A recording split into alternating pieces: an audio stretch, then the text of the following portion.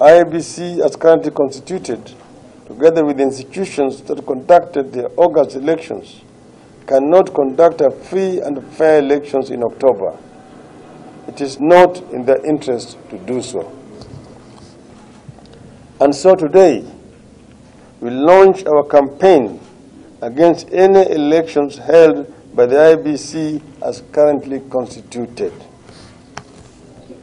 We shall go around the country sensitizing people about our case against elections by the IEBC. We shall sensitize our people about the reforms that must take place before they can be called to another election.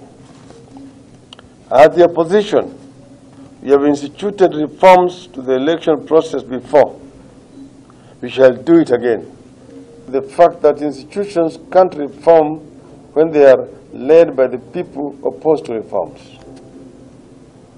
And so we restate, officers who facilitated the display of figures purporting them to be the results, but which at the Supreme Court hearing were disowned by the Commission as mere statistics, must get out of the way.